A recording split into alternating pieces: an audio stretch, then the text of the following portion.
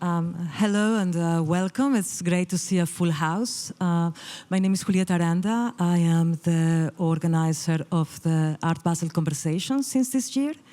And it is an immense pleasure to introduce this panel, which is called Artist Influences. It's a series of panels that has been, it's a series conceived by Hans Ulrich Obrist that brings together artists with individuals who have significantly influenced their artistic practice.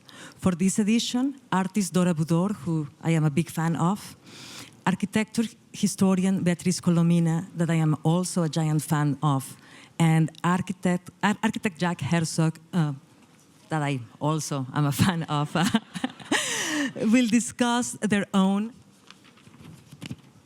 and each other's work and how Colomina's and Herzog practice informs Budor's.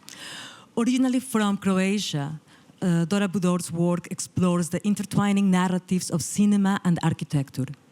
Beatriz Colomina, a professor at Princeton University, investigates the way we design cities in the future and how technological and digital advancements influence our living and working environments. Jacques Herzog is an architect and co-founder of Herzog de Meuron, the world-renowned Pritzker Prize-winning firm known for landmark buildings such as the National Stadium for the 2008 Olympic Games in Beijing, and the conversion of the Bankside power plant into Tate Modern in London, among others. Hans Ulrich, in my opinion, needs no introduction, but I will give it anyway. Hans Ulrich Obrist, born in 1968 in Zurich, Switzerland, is the artistic director of the Serpentine Galleries in London and senior artistic advisor of the Shed in New York. I'm going to make the introductions short so that they can get to talk as much as possible.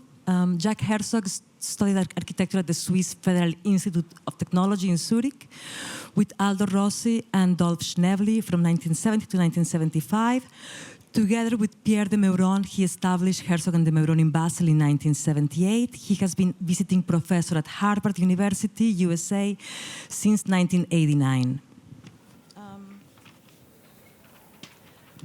Beatriz Colomina is an internationally renowned architectural historian and theorist who has written extensively on questions of architecture, art, technology, sexuality, and media. She is the founding director of the Interdisciplinary Media and Modernity program at Princeton University and professor and director of graduate studies in the School of Architecture. Her work has been published in more than 25 languages, and her books include Are We Human? Notes on an Archaeology of Design, which is fantastic, and her newest book, X-Ray Architecture, that has just been published. And lastly, we have Dora. As I said, born in 1984 in Croatia, she is a New York-based artist using installation and sculpture. Her working habits cinematic ecosystems and unstable architectures. Her works are constructed as complex systems in which each element exists in interdependency with the other. This often includes the specificity and context of the site to which the work reacts and negotiates its initial conditions. And right now, Dora has a show at the Kunsthalle Basel. If you have not seen it, please go, it's amazing. Thank you so much.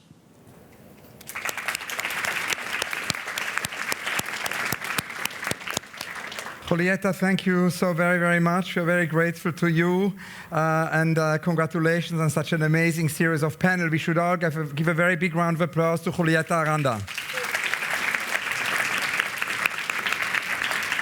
Also, it is very exciting because for the first time in our Basel conversation, we actually do have a mascot. Julieta's son provided a mascot for today's panel. We've never had that before.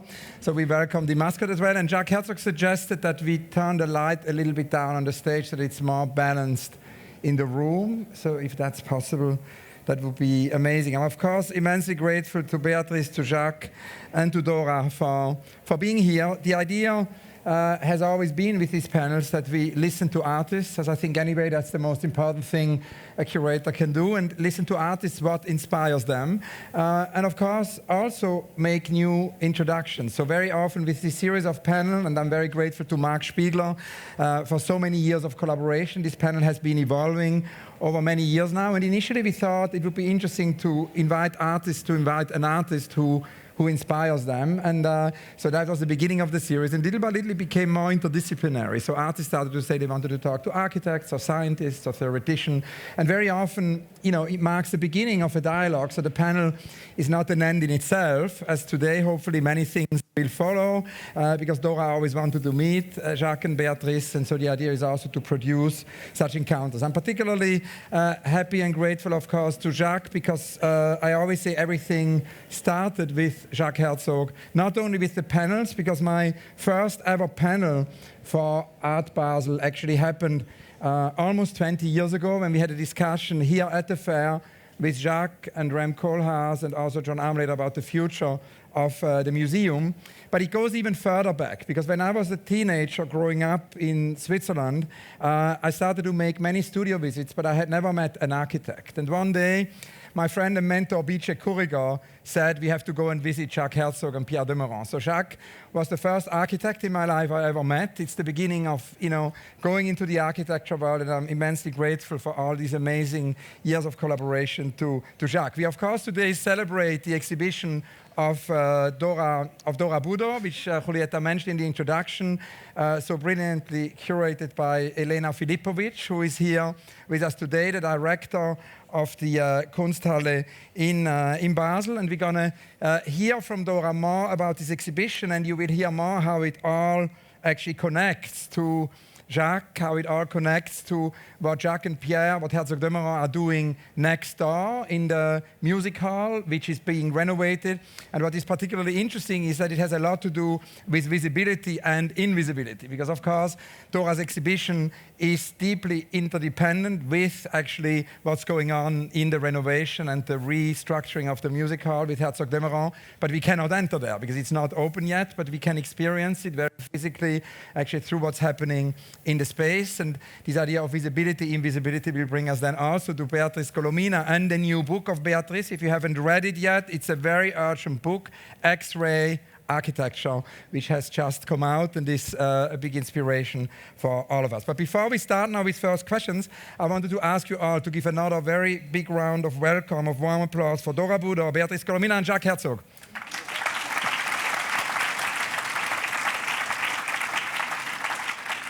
And I wanted to ask Dora the first question, because we started to talk about 2 years ago about art and architecture. I had amazing encounters in New York with you and James Vine from Site Architecture, pioneer now in his 80s.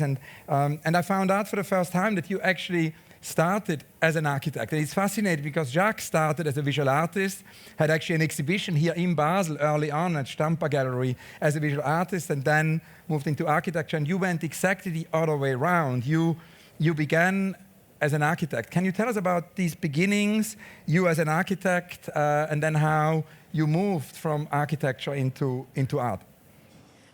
Yes, so I guess when I was growing up, I was also very curious, so I wanted to study many different things. I went to high schools, which was a science high school, and with the focus on biology and mathematics, and then after that started studying architecture.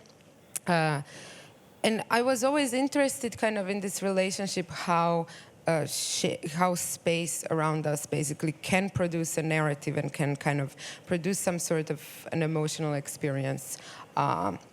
So I studied architecture, and in the first year it was kind of the conceptual year, and I think I was very good at it. And then as kind of functionality of the spaces and kind of structural stability became more and more important, I realized that kind of I'm losing interest in that part, and that led me to actually think that I can incorporate all of my interests into making art. And I still kind of approach making art in a way where I kind of try to pull all of those resources and inspirations from many different fields.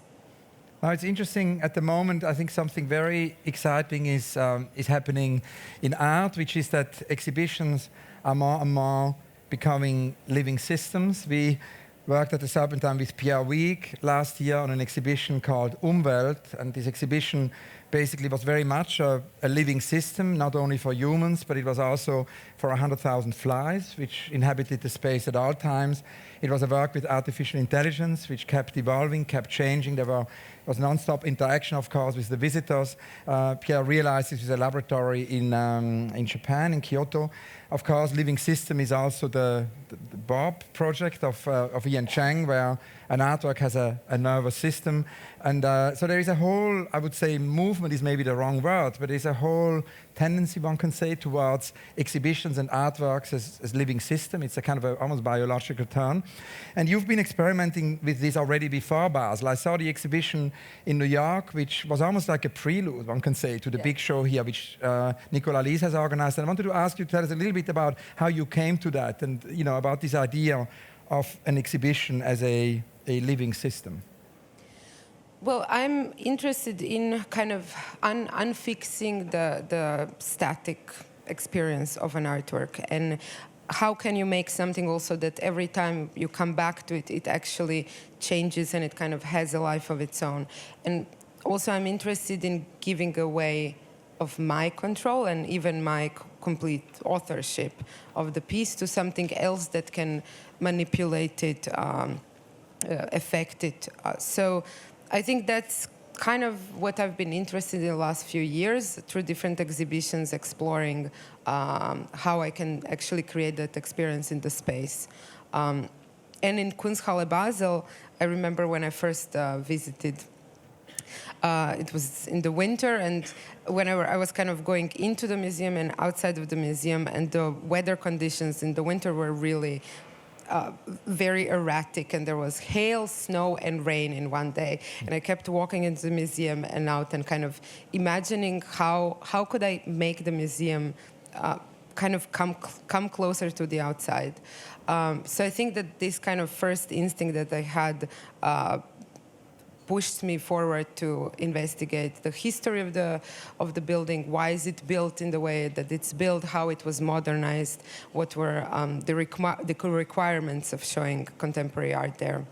And there is a history, a whole history, a Basel history connected to this building. You researched the actually history of the Kunsthalle building, and then also found out that the building next door, that this music hall, is built by the same architect. Can you tell us a little bit about Johann Stehlin, your research into Johann Stehlin, and how you then decided to actually connect these two buildings? Yeah, so at the time, even how it was enabled, where did the funds come from to start building the cultural complex of Basel? There was a ferry that was run by Basler Kunstverein, so the group of artists that decided to kind of use this ferry to gather surplus funds, and that enabled for the architect to actually build 3 buildings on the site. So one was dedicated to visual arts, that was Kunsthalle. One was the auditory counterpart, that was the concert hall. And the third one was dedicated to live arts, performing arts, that was theater that burned down. So only 2 remaining buildings from that period were the concert hall and the music hall. Concert hall and the Kunsthalle. And kind of, looking into these initial conditions that enabled it, and getting insight into the project that Herzog de Meuron are doing. They opened the construction site to me, and I came and visited multiple times. And so all of these kind of historical layers also that they were excavating for the project. So there was this really interesting question of kind of preservation and how do you preserve, and even they went beyond the original condition of the building into the archives of the architect and kind of corrected certain historical intentions.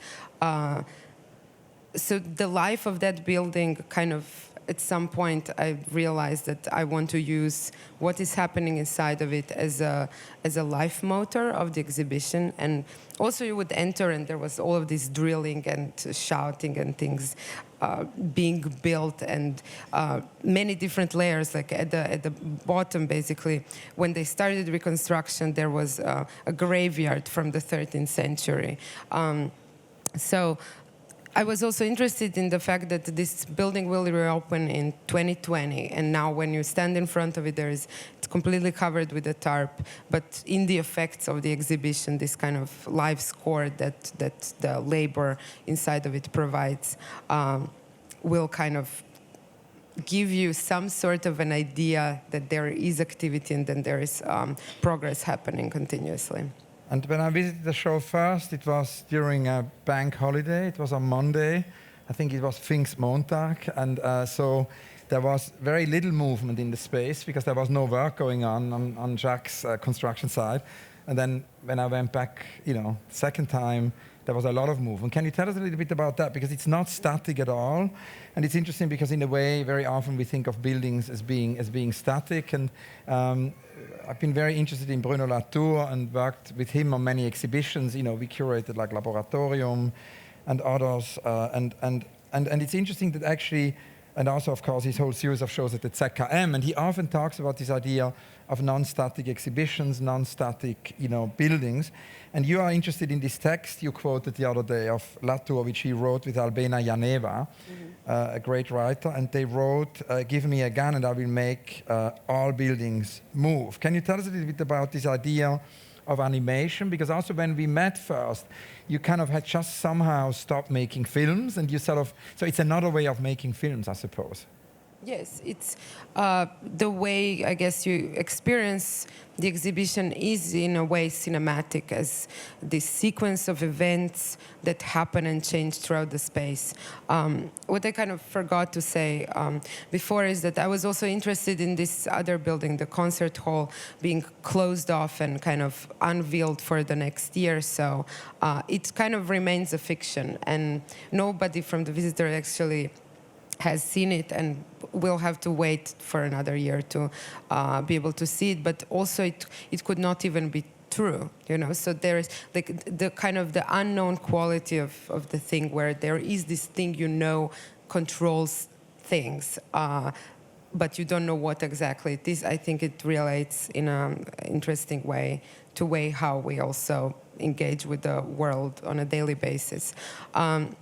The idea of kind of having an exhibition that is non-static and changing, there are sound-sensitive devices that are placed around the music hall that record, but they don't see the difference between the human or with the noise of a tram or something being drilled.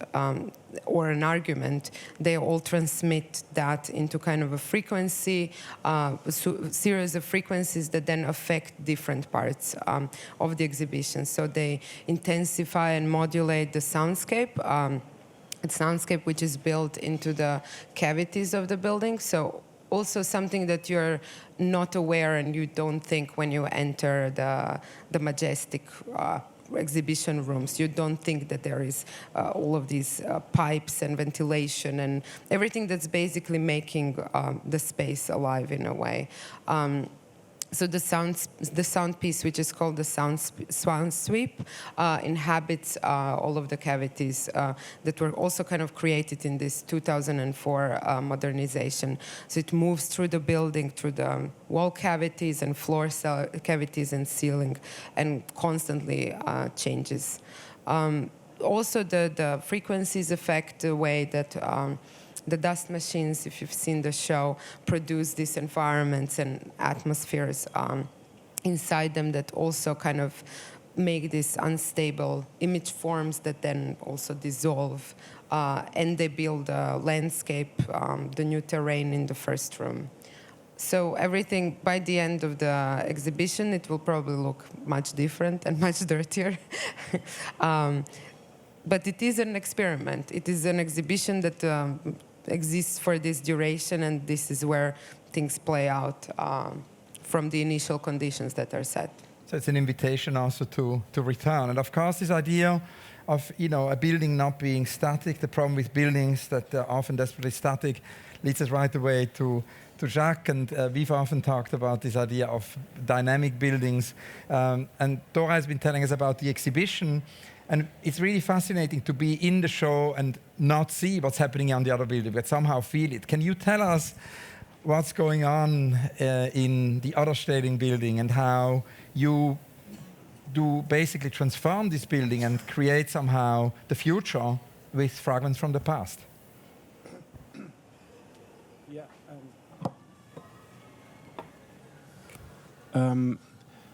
It's a good way to describe it with the fragments of the past, the future. First of all, Dora, I'm happy that you suggested we would do this conversation and to let me discover your work. I was not aware that you were stealing some of the mock-up material and use it in your own way, but I felt almost flattered and almost as if I were dead somehow, because so I see it as an honor.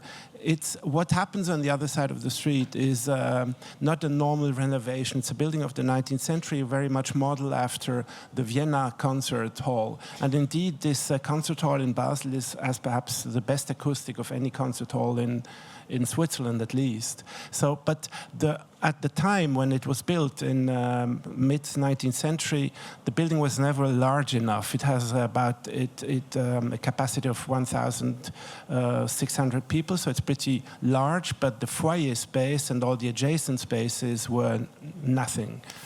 And it remained a problem for decades and decades, and finally there was a competition where Zaha Hadid won the prize, the first prize for a building, but it was obviously not her best design. It was too big for the site, but not big enough to express Zaha's intention. And it was voted down in a referendum.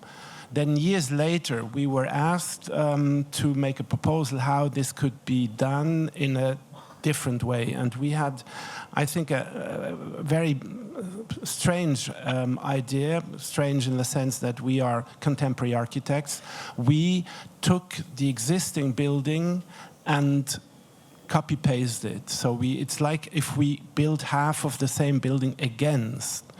So we make out of this palace-style building, which was in a row, we made a freestanding real palace. And we built this additional part exactly in a neoclassical language, but in wood, like a big Puppenstube, and painted wood, like, in fact, it was done in the 19th century a bit. And so we have, since then, by the way, started to use that concept and that method also in other projects. So it's a you know, the normal eye, which doesn't look very from close, seems to see one building, but in fact, it's an alien. It's almost a Trojan horse. And inside, it's much freer, but of course it uses neoclassical elements, mixes it with a kind of Beatriz pornographic materials almost. So it has a synthetic moment within this neoclassical formal language. I think it will be interesting also maybe for the art, not only the people, but also it will be an interesting new platform, public platform in Basel for, you know, mixed media, for music, for performance. So I think it Sunday will be a space that could be open to some of you also. Maybe we go visit next year. Now also the idea of, when Dora talks about the idea of the exhibition as a living system, I wanted to ask you about buildings kind of as living system. We talked about this over lunch. And it's interesting because you've also just opened a building in Basel, the Meret Oppenheim building. And we spoke about that with PJ Kuriger because there is actually a Meret Oppenheim fountain inside the building. And when you talk about the building, you say it's constantly changing. It's never static. The reflections, the shades, the insides. And it's very connected to Dora's talk about the insides and the outsides. How does Lina Bobardi say? The insides are on the outside, it's vice versa. It's a very Lina Bobardi idea. So I wanted to ask you, tell us a little bit about that and maybe about this building also, the Meret Oppenheim. Well, I think the constantly changing aspect, there is like two ways to see it and to understand it. First of all, it's ourselves, it's our own perception that things, you saw the Remy Zaug room today. He was our teacher in perception, which has remained an obsession in all our understanding of architecture. We see the same thing, the static world, even if a tree is never static because of the moving leaves, etc. But all of us can experience that. We see things in a different way. If we are more careful and more attentive, we can see that there is always a difference. Things, in fact, nothing is really static. So I like this very aspect of our creative, perceptive energy as a first thing. So even if this glass, you never see this, the reflection is changing, so things change anyway, whatever we do. And then the second thing is more the proactive way that we introduce transformation, I would rather say, and transformation of things in an active way. I very much love Pierre Huyg's work and his combination with organisms, bees and flies and stuff like that. I see that in your work. I see also this notion of authorship as something very interesting. So somehow I think this other side reflects and anticipates what happens in our culture and our societies more in a large way. Where do we go? And if architecture uses robotics, I think sometimes it makes sense, sometimes maybe no. In this case, we have used hundreds of motors or engines which allow every individual tenant to open and close the louvers, the shades, in a very individual way, as if the curtains from inside went outside and gave the building an individual expression. And this is what we really liked. It's a tall building, but it will never have two identical ways to see it. So it's indeed always different, but as an expression from individual life inside. It's a kind of, as I said, it's a kind of a robotic animal rather than a building in a traditional sense of the word. Now, before we talk about the X-ray architecture, which was a great inspiration, of course, for Dora, I wanted to ask you, Beatriz, to tell us about that same topic, because your immense research in architecture. I was very curious, what is your take on this idea of architecture or buildings as living organisms? Because I think at that moment when this is such a relevant topic for us in the art world, for exhibitions becoming living system, it's interesting to hear what it means in architecture and design. Yes, thank you very much. I mean, I think, Dora, this is a super interesting idea because it's not just the exhibition as a living organism, but the building itself, that you understand. You don't hear? Yeah? Okay. So the building itself understood as a reactive organism, which, as Jacques said, we always in a way think about it that way. So Latour may be thinking about the building as a static object, but the building is changing all the time. And the difficulty of architects to represent architecture in one single drawing or model, etc., is exemplifying the work of, if you went to the archives of Herzog de Meuron today or the other day, right? And there are multiple models of and drawings of the same project. And if you go to the archives of Le Corbusier, it's the same thing. So fascinating it is to the architect, the fact that the building continues to change, that against every logical thing, Le Corbusier keeps drawing and drawing his buildings long after they had been built. So it's not finished. It's never finished. It's a continuous process. But in this particular case, I was super interested in the question of the hidden, which is also the subject of the X-ray. I'm always interested in secrets, right? In this case, the secret life of this building that Dora has the exhibition in, and the way in which it's not just an interspecies collaborations, like in these exhibitions that you were mentioning, but also collaboration with a building, in the sense that the sound of the other building is coming through the ventilation grids, for example, into the Kunsthalle, and bringing the sounds of the work that is happening in the other space. So it's like a building spying on another building, which, and of course, brings a lot of films in mind, like The Conversation, or what was that film about East Berlin,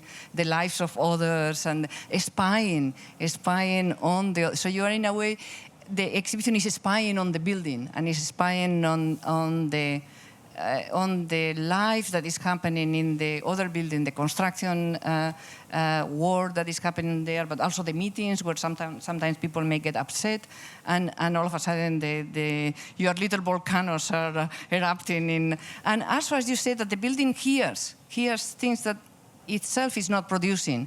So it was past 5:30 when we were in the exhibition yesterday, and there was activity. There were puffs of whatever is called smoke, of the ash and different colors. And what could it be? And it's probably the building hearing a tram passing by or some other thing. So the building is a reactive organism. This is an idea that is in many architects, particularly Kistler. I don't know whether you know Kistler, but Kistler is the endless house. Yeah, but Kistler it talks a lot about the building.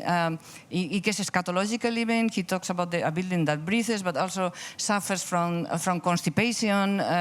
This is an idea that is also in front. You're right that the house is a digestive system that is constantly digesting objects. And in some thinkers in architecture, this could be an interesting take. And I think it would be great to hear a little bit more about the X-ray architecture book, but maybe, Dora, you can make the transition to another question to Beatriz, because you told me at the very beginning when we started to plan the panel that this book played a very central role for this show. Can you tell us why? Well, I have been reading Beatriz's texts before, and of which some of the ones that I've read previously also in Are We Human book are incorporated in this kind of whole connection between modern architecture and medicine, and also this moment where buildings become transparent, the surfaces let us see inside of the buildings, which kind of correlates with this moment in medicine where the X-ray is invented and you can finally see inside of the body. And also all of these imaging techniques develop from the way I have also collaborated with, in some other works, with neuroscientists, and I was fascinated by the way how kind of artistic the imaging of the neural activity in the brain is, because there are many different techniques and kind of to represent something that is unrepresentable, that is too small and fast and kind of energetic to represent. They have to invent all of these ways of tinting it with fluorescence, injecting it with the virus that will then kind of make it visible. So I think that also for me, your writing has continuously kind of informed the way I think about spaces, but also kind of the whole historical context in which this developed. And the idea of history and kind of spaces as also holders for some sort of trauma, where things are not removed, but things stay and kind of are contained, was also super inspiring. We were talking about it yesterday. Thank you, but thank you very much. But I want to push a little bit more, because you said there was a graveyard in the building next door originally in the 15th century. Yeah, I was talking about activity in the building. Are you considering also that kind of activity? Because of course, with the X-ray, it was fascinating to me the way in which, of course, it had an enormous impact on architects immediately to be able to see the fascination with the image. Got the X-ray image is evident in the work of early 20th century architects like when Mies van der Rohe does the glass skyscraper. He cannot do it, of course. Nobody can do a glass skyscraper in 1922, but he renders it and he does the photomontage so that it actually produces this effect of seeing through the skin of the building into the structure, into the skeleton of the building. And he's so fascinated that he collects X-rays himself, and Le Corbusier also collected X-rays. So it had an enormous impact on their work. But researching a little bit on the X-ray, I also realized how it was also this other world, how it related to spiritist photography and how the society of the, I don't know, so it was not simply a rational medical instrument, but it was taken by many different parts of the society for their own purpose. And then when you mentioned the graveyard, I was thinking whether you have considered this possibility. Well, of course. I mean, this is also something when... So on the building next door. When you start digging, what are you going to find? And also when you kind of start digging and reconstructing history, there are all of these parts which have been cut out and forgotten, and sometimes, yeah, things like this can happen. And there is a ghostly presence in the show, the whole feeling of unease and something kind of controlling the show that you don't know what it is exactly. It also, I think, yeah, I mean, in some way it does relate to the ways that buildings today become, in some ways, they're sensing. Everything around us is, you know, sensing, like, what is the temperature in the space, the cameras which are set everywhere for kind of surveilling. So buildings are turned in a way already as a self-sensing mechanism. But here they don't. This is not an intelligent building. But maybe they were sensing before we had sensors. That's what I think your project suggests, that they were hearing already, that there is a memory in the buildings, that all the conversations that they have heard, all the stories that have happened. I mean, buildings outlive us by a lot. I mean, we are nobody. We just come into the building and go out, and these buildings, for example, these two particular buildings have been there much longer than any of us will live, and they have seen a lot of stories. Huh? Oh, that's fascinating, the idea of memories of building and ghosts. And Jacques, you and I had long conversations about that when we worked together on an exhibition in the Sir John Soane's Museum in 2000, where you actually spent the night in the Sir John Soane's Museum and told me about all the ghosts and the memory of the building. Are there ghosts in the music hall? I'm sure that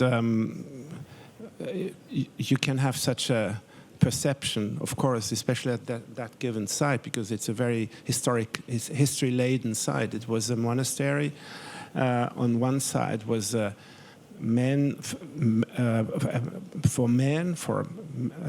male prayers and priests and monks, and on the other side, where the Kunsthalle now is, was a Magdalene cloister, so it was a women cloister, and there was a tunnel connecting the two sides underneath. And yeah, there was a burial ground, like in many monasteries, so going back to the year 1000. So it's many layers and many lives before ours. But I think the Joan Museum evokes that as an idea even of the architect who did it. I think that's also interesting. I mean, you suggest that, or you evoke that in your show, very much so. So this is something that you suggest and that appears in each individual perceiver if he's open to that kind of suggestion. And I mean, the idea that the future is invented with fragments from the past is, of course, a very Sir John Soane's idea. Is something which appears a lot in the exhibition, because in a way you use fragments from the past, fragments from more recent history, and I mean, Walter Benjamin says that just past is often more forgotten than the past, which is why Ubald Klug is maybe, you know, less remembered than some of the more historic references you have in the show. But can you tell us a little bit about these fragments you use? Because there is the design of Ubald Klug, there is also Turner. Yes, so there in the exhibition I used Ubald Klug Terrazas DS 1025 series, which are original ones from 1973, and it was really, really difficult to find ones which have not been restored. So I was looking for the ones that specifically have had this period of life continuously, that have been worn and kind of passed from one generation to the other, and have all of these signs of wear and tear and time on them. And I was also interested in Ubald Klug's work as this kind of moment in Switzerland where kind of this also radical utopian idea of built spaces comes in, and he was asked by the factory to construct a seating unit, and he came to the first meeting. He came with this pile of sand in hand and kind of just dropped it on the table and told them to construct that sand into the layers of leather. So it's kind of also the pieces are being kind of undoing themselves in a way. And then also with Turner atmospheres, they kind of create this unstable image forms from the paintings, which exist as these fixed art historical objects. And also with the fragments that I was given from the site, maybe one I stole. Some of them are parts of the building from 1876. Some of them are from 1930. These kind of also remnants that have been cut off in the process. But some of them are parts of the future building, real scale mock-ups of what will become the facade. And all of these fragments kind of exist in the space, and you can kind of also imagine the history that is created around these fragments. And for me, it was also very interesting kind of the idea of preservation and how do you deal with historical preservation. Do you let things evolve, and sometimes you need to also let them degrade and die, or do you maintain them exactly as they are and as they're supposed to be? So those were kind of... And that last room, right, where the fragments which you talked about, which were removed from Jacques and Pierre's site and brought to the Kunsthalle, in that space there is also a bird. And I wanted in this next chapter of the conversation to talk with all of you a little bit about, the notion also of extinction. Beatrice, you actually co-curated with Mark Wigley, who is here also. We should give a very warm welcome to Mark Wigley. Now, and you curated with Mark Wigley an amazing biennial in Istanbul. And in a press release, I found a sentence in relation to design where you said it's emergency button time, right? It's an emergency, of course, and that relates to the climate emergency. And it's just been announced that 1 million species are disappearing. And so I wanted to kind of talk about this notion of extinction, which really appears, it appears in many of your previous works, but it appears in that last room. Can you tell us a little bit about the story of the bird and how it connects to Philip K. Dick, and how it connects to extinction, how it connects to a preserving machine, how it connects to Beethoven's Ninth Symphony, which then brings us back to Jacques' music hall? The last room that contains the yellow viewing structure and the biomimetic bird. So the bird basically, the flight of the bird correlates and is kind of coded by the musical score, and the musical score is actually the first music that was ever performed in the music hall, which is the Beethoven's Ninth, and that this kind of machinic animal kind of repeats throughout the space and animates the space, which is inhabited by the fragments. The title of the piece and kind of the idea of it comes from a Philip K. Dick story, which is called The Preserving Machine, and it's a science fiction story about a scientist who tries to kind of preserve classical musical scores from Brahms, Beethoven, Mozart for the future. There is an impending war situation. So he makes this machine that he calls the preserving machine. And his idea is that only something that is living and that can defend itself can preserve culture. So he feeds these scores into the machine and releases all of these animals into the world. And there is a Brahms beetle that is walking around, and this Mozart sparrow. but after some time, all of the animals evolve. Some of them eat each other. He tries to capture one and replay it through the machine, and the music sounds like nothing related to the music he originally coded. And yeah, the story ends in this very kind of uneasy terms. If you want to preserve something, the kind of the cultural nature discrepancy and kind of the tension that is created, how can you preserve something? Does it mean to make it static? Do you, in a way, need to kind of completely kill that thing and just kind of, build a mausoleum around it, or do you need to let it evolve and be? And that, of course, leads me back to Jacques and also to Beatriz, because I thought it was interesting to hear from you what you think. Elizabeth Colbert describes us being all in the age of 6 mass extinction. What does that mean for architecture? And Gustav Metzger said we need to every day, fight extinction. What does it mean for your practice? Well, I don't know whether architecture has an answer to this. When I saw your piece, which I really liked, which has a very apocalyptic side to it, and this bird adds an incredibly sad moment to me to this piece, but there's a very ingenious detail that you added there, accompanied by this music. And it somehow strangely reminded me of, we've used birds like this in our architecture when we did Dominus, the winery in Napa Valley, gladly one of the greatest wines, so we enjoy the wines, but this bird thing is... Real birds or...? No, fake birds. Fake birds to prevent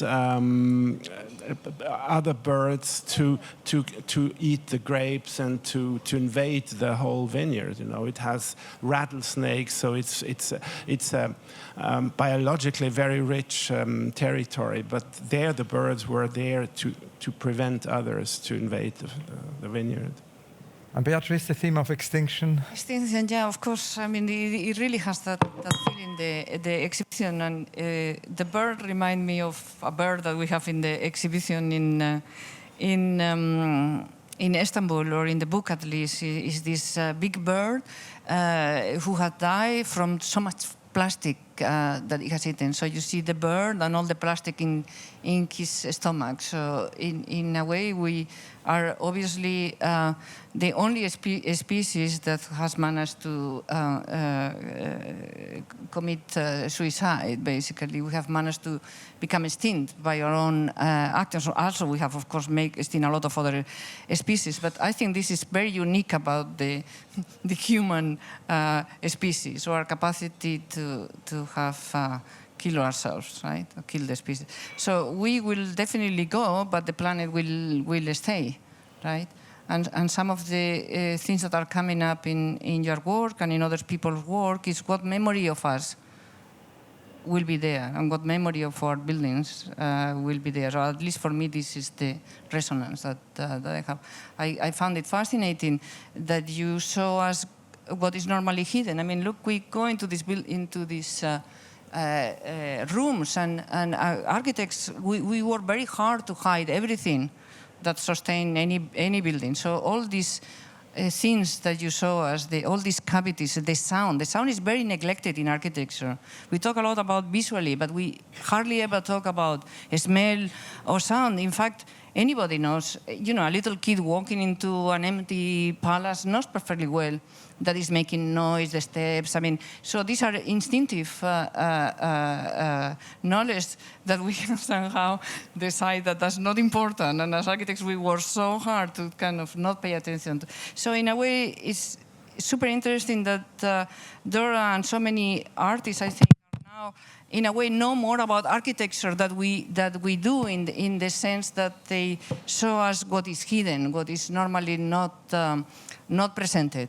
We know perfectly well there are cavities. We know perfectly well there are cables behind here, but we don't make them evident. Also, there is hidden work, obviously. There is hidden work in every situation, and in this particular case, of course, is the workers in the building next door. Is that that's an important consideration for you too? Yeah, the hidden work of the... Yeah, and kind of this also idea of making something live on borrowed energy, on borrowed life, borrowed stolen pieces.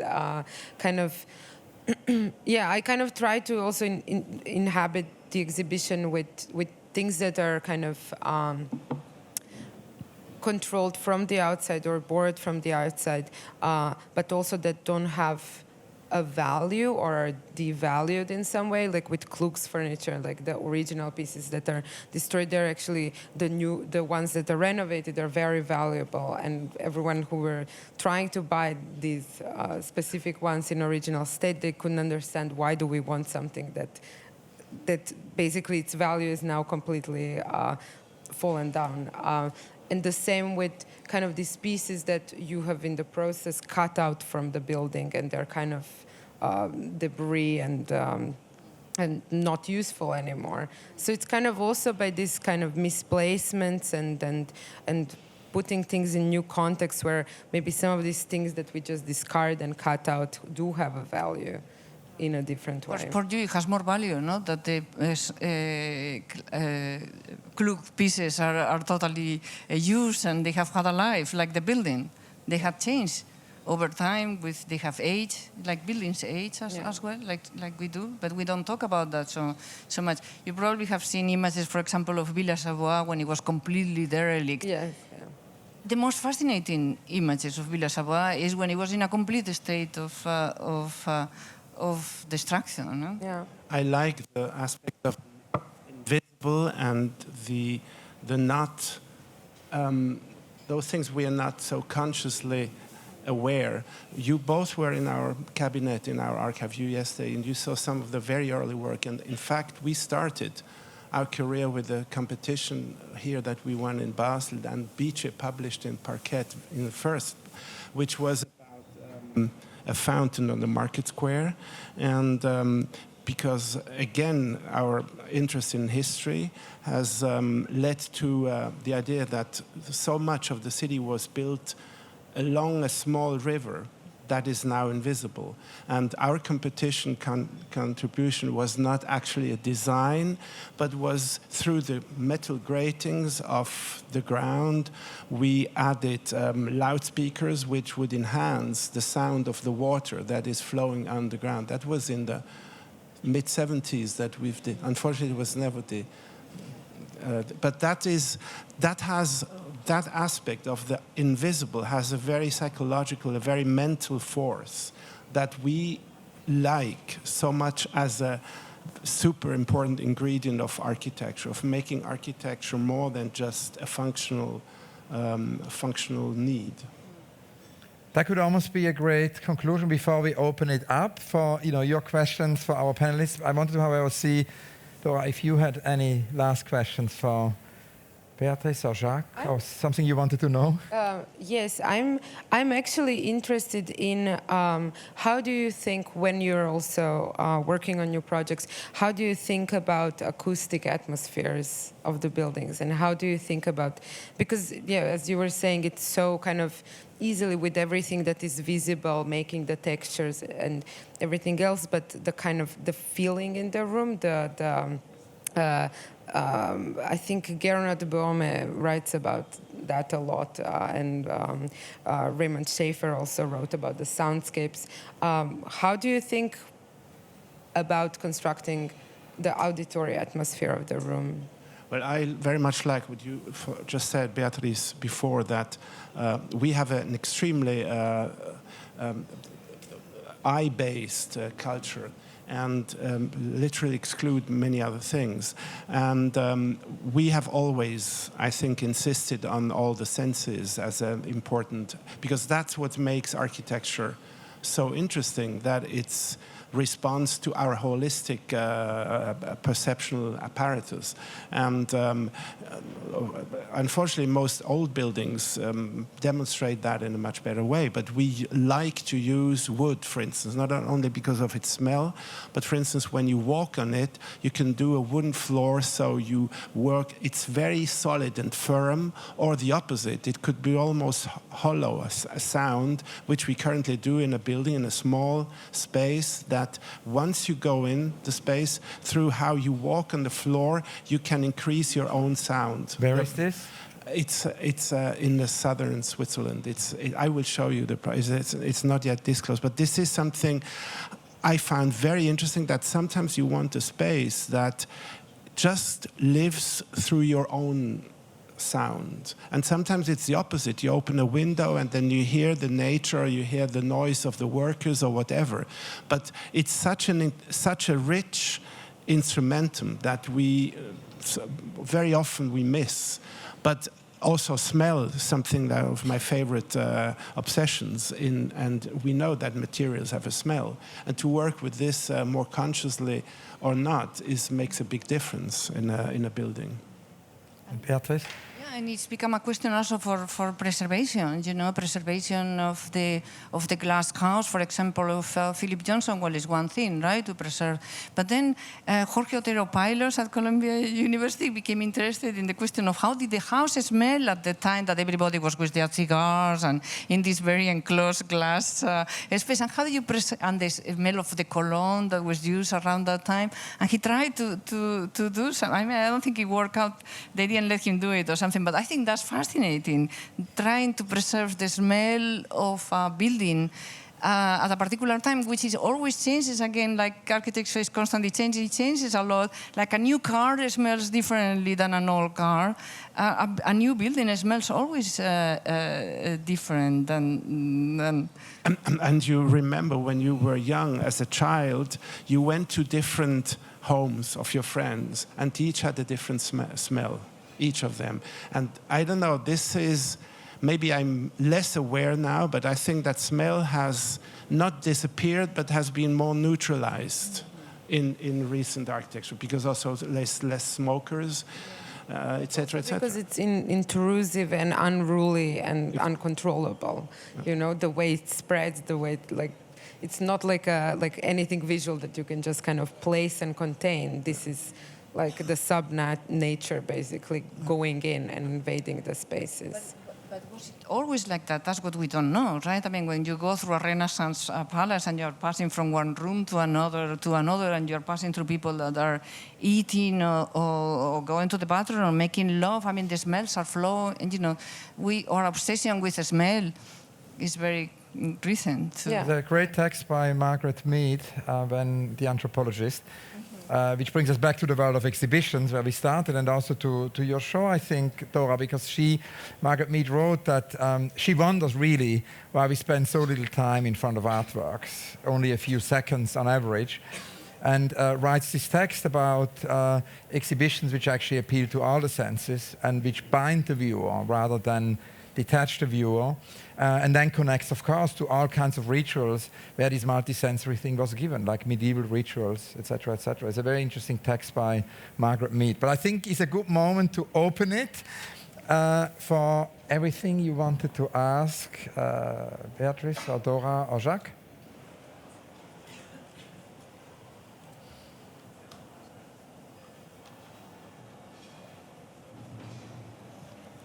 Thank you. I am Agnes Zhen, a curator from Shanghai, and used to listen to used to listen to Hans in Shanghai in Long Museum. Was really inspiring, and that keeps me going till today. And first, thank you everybody for giving us such inspiring talk. And we talked about the different perspectives, like in terms of materials and in time, geography. We also talked about the technology it gets in, and how we talked, like Dora talked about sensors and all. And I would like to ask, so everybody here, what do you think, to which extent the technology can interfere? We also talked about the buildings have memories, and the memories goes on. And so I'm really curious, say like also regarding climate change, many animals in extinction, birds in extinction, and artists showing works to let people be aware of it.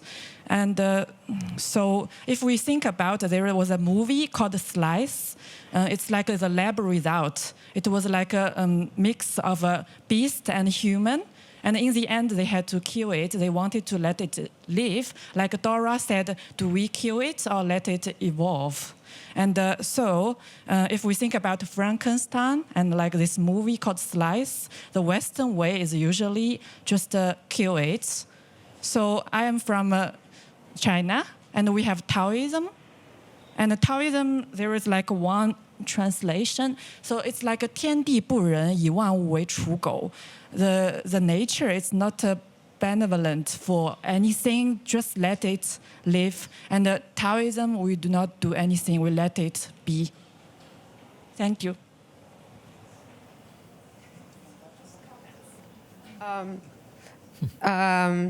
There were many parts of the question, and I'm going to maybe answer two.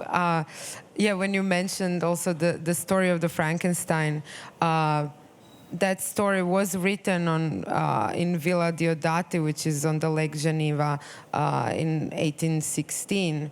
And the reason why it was written was the year without a summer, 1816, when the eruption of a volcano in Indonesia changed the weather for next 3 years in the whole Western Hemisphere. The tiny particles of ash that came up into the air also created all of these magical sunsets that were portrayed by Turner as well. But Lord Byron and Mary Shelley were stuck in the villa because it was endlessly raining, and they had a competition to write a horror story, and that's kind of what produced Frankenstein and also Vampira. I don't know if I'm answering a question, but kind of freestyling on also the idea that, like, I'm interested in that way of making works where different things which are, that could be very far kind of on a linear historical timeline can affect each other and can be connected. Any other comments? I think it's fascinating. I mean, the moment that she say Frankenstein, I was thinking, of course, about this, which is very, you didn't say, but this is part of your exhibition. It goes back to the show, yeah. The Turner and the Frankenstein and the year without a summer, now we're talking about a year without a winter, I suppose. And then in terms of your question about, ecology, because you mentioned awareness, just very briefly, I think there is the question now, how to go from awareness to action, as simply as that. No? That is the key question. I think we can take one or two more questions or comments.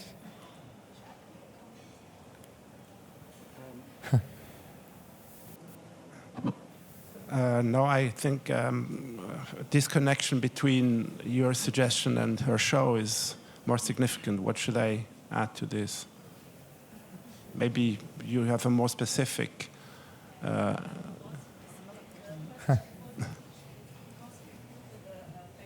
Sorry, I don't hear you. Okay. Microphone. So actually, I have one more specific question for you. Like, you built the stadium in Beijing, and you also mentioned like some buildings, they're too big. It's hard to maintain them. So I see like also many spaces like Tadao Ando, he built the Liangzhu Village Cultural Arts Center in Hangzhou, and how they run it. Usually, this one, I think people invest in it to maintain the cultural and artistic activities, but also there is like a Mercedes-Benz arena. So it's like so they just rent out for commercial rentals. But say there was a DNG big show, it was cancelled. Then all some people, models and the designers didn't get paid. So I wonder if it's really like a good way, just a commercial rental, the capitalist way can really solve it, and how we just maintain the art and cultural activities to let them go on. I liked your previous statement about Taoism as a let it be kind of attitude. I think that's is a very wise concept.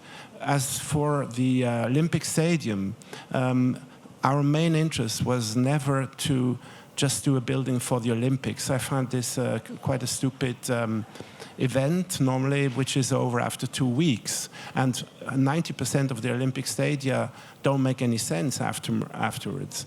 We conceived the Beijing, the bird's nest, more like a structure that would stay like a sculpture, a public sculpture. So we don't need any commercial use. We don't even need any sport events. And in fact, this building is now visited by more than 10,000 people every day.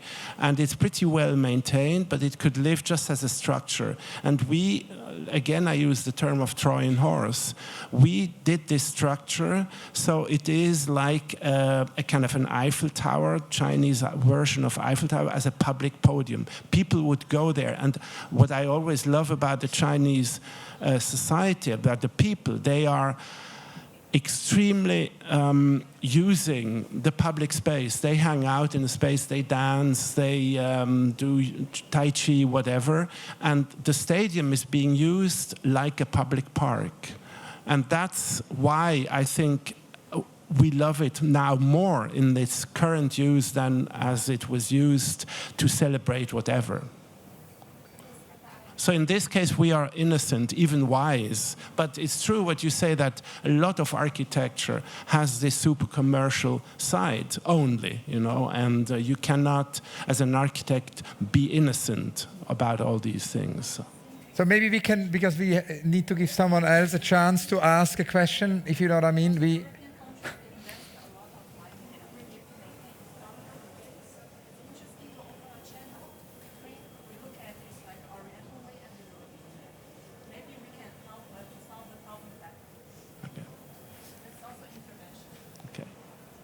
Great, so we can take, thank you very much. We can take 1 or 2 more questions, if there are.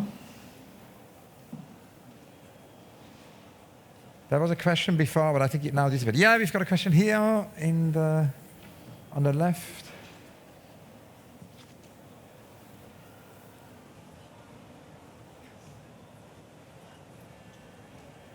Hi, thanks a lot for your conversation. I'm also an architect and artist, and I have this very specific question about your material way of preparation. Like, how do you work as an artist, Dora? Meaning, what are your tools that you use to combine art and architecture? I haven't seen your show yet, but I'm curious in a very specific material way. I think where that kind of emerges out of conversations and research, I think I kind of have. I always say that I like kind of chose to be an artist because I can kind of integrate all of my ideas and kind of knowledge from other areas, while I'm actually not an expert in any of them. So I think it really always is different. Like, I worked with a scenographer, I worked with a musician, I worked with a neuroscientist, and kind of all of those knowledges will feed into the work, and that's how the material qualities emerge. Yeah. And of course, that question leads me also to something I wanted to ask Jacques, because we began by saying, you know, that you, Dora, came from architecture and came into art, and that Jacques went the other way. Now, Jacques, you said that here actually in the conversation we had 20 years ago, which was organized with Christina Bechtler in this very space, that of course there is this difference between art and architecture, because in architecture there are these given conditions, which maybe in art are not. And you very often, actually always, ever since you are an architect, connected to art. And you mentioned before Herzog, you have so many collaborations with artists, you collaborated with many artists here. You mentioned Hannah Villiger, you mentioned Miriam Kahn, there is of course also Gerhard Richter.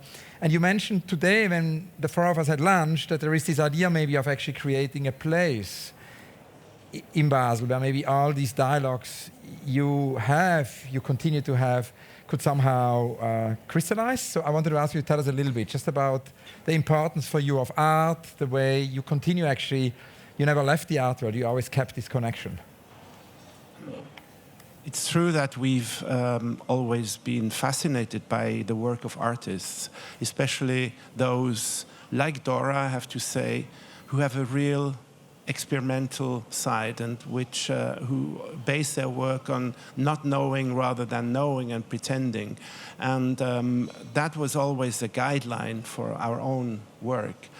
And so because of that interest, we were looking for friends and artists who have the same interest in collaborating, because not everybody is, like you just said, feels that they know nothing about everything, and for this reason they need to team up with other people. That's also something we want to do, and we keep doing.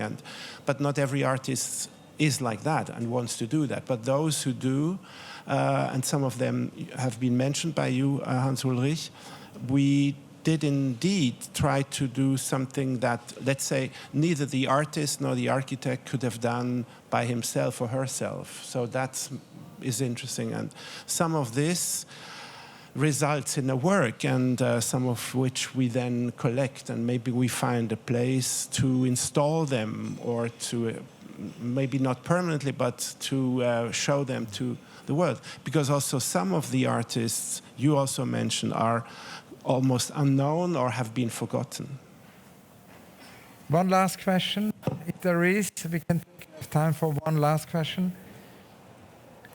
If not, I do have a last question, which is the only, oh, we do have a last question. Let's take it.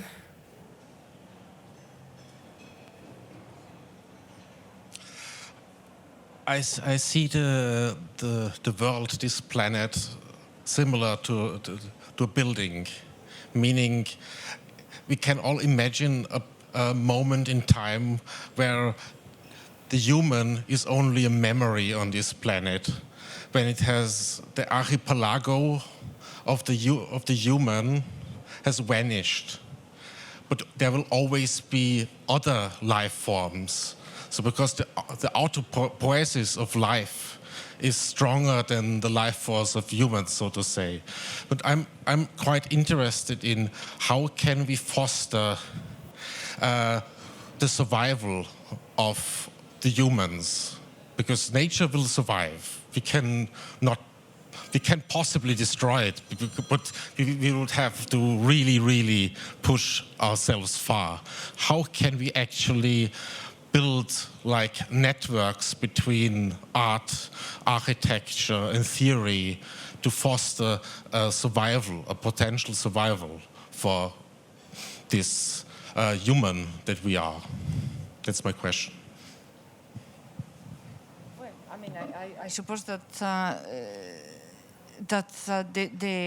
among the one things that we can do actually is raise awareness. I mean, that's one of the things that is happening a lot in the art world and in the architect. Well, when we did the design Biennale in Istanbul, that was a very pressing question for us. Design Biennales are usually about, nice tables and nice chairs and nice lamps, and that's how it's like a trade fair for the most part. Nobody blinks an eye when they go to an art biennale in Venice or wherever in the world it is, and they're asking a real deep philosophical question. But for design and for architecture, it's like we serve a need. We don't ask questions, right? And so it was polemical on the part of Mark and myself to say, no, we claim for design, for the world of the shiny new objects that every 2 years a biennale will show you that there is a new chair or a new lamp or a new this. No, we claim for the field of architecture and design, the capacity to ask questions that are of significance to humanity, to ask philosophical questions, to ask deep questions. This, I may say, too, in a moment actually that the art world may have become, it has become already so commercialized, right? And precisely the world of architecture is not. So much so. I mean, you were talking before about this this capacity that you have as an artist to do all these things. And the architect, in principle, is someone that knows a little bit about everything. But we have lost control over that thing that is architecture. Already in the 50s, The IMS, for example, that have, Charles had studied architecture in St. Louis. Well, he was kicked out of school because he saw an interest in franchise, but that's another story. But he did study architecture, and he is asked at a certain point in the 70s why he had abandoned the practice of architecture, because apart from the IMS house, he really didn't do much as architecture, but a lot of design, films, exhibitions, etc., right? And he says because you have more control over the final product, right? So in the world of architecture, you have no control for the most part. You know, the politicians, the client, the constructor, the city, the regulation. So it's a very difficult profession, and some people manage to pass through all these hurdles and still make a statement that makes sense, but it's for the most part kind of a very, very difficult profession. Does anybody else want to answer to that? I mean, what we can certainly say in answer to your question is that is exactly also why these panels, the idea of artist influencer panel, will become more and more interdisciplinary as it is today, because I think we can only address the question you ask if we pool knowledge and break down no boundaries between disciplines, because we can only solve these big questions of the 21st century if we are collaborating. Something Isabel Stengers and Ilya Prigozhin once said when they said we can only solve these issues if we find many new alliances. So I'm so grateful to our three amazing panelists today. I'm very grateful to you all for being here. Very grateful to Marc Spiegel, to Julieta Aranda, to Annelies Graf, and the dream team of our Basel. We should give them a big round of applause. Very grateful also to Adele Köchlin for all the research. And I would like to ask you all to give a very big applause to Beatriz, to Dora, to Jacques. Thank you so much.